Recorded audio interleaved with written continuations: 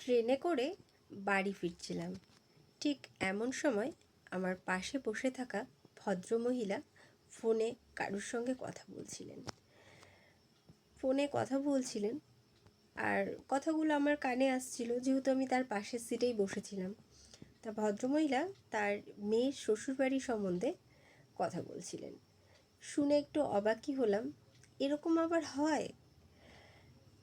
ভদ্রমহিলার মেয়ে যখন শ্বশুরবাড়িতে বিয়ের অষ্টমঙ্গলা সেরে যখন শ্বশুরবাড়িতে যায়, ঠিক তার পরের দিন সকালবেলা ঘুম থেকে উঠে ফ্রেশ হয়ে রান্নাঘরে যায়।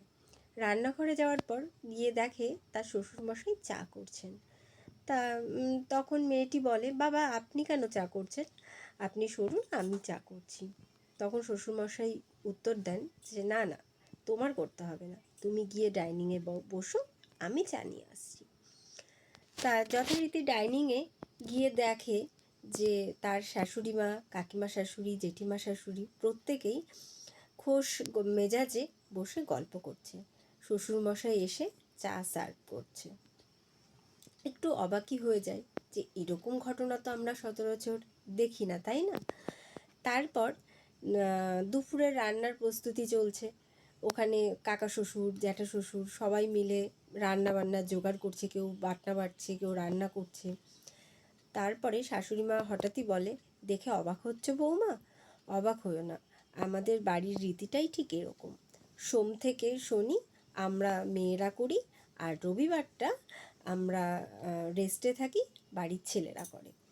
তা তুমি স্নান সেরে তাড়াতাড়ি চলো, স্নান সেরে খাওয়া দাওয়াটা করে আমরা সিনেমা দেখতে যাব।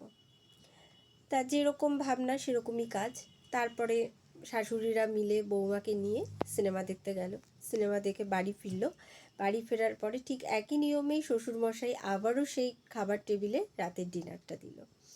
তা এই ঘটনাটা ভদ্রমহিলা মানে ফোনে বলছিলেন। আমি শুনে অবাক হয়ে গেলাম যে এরকমও হয়, আমার তোমার বাড়িতে তো এরকম হয় না। তা এরকম শুনলাম, যদি হতো তাহলে হয়তো খুব সুন্দর হতো সব কিছু। মেয়েদেরও একদিন ছুটির দরকার।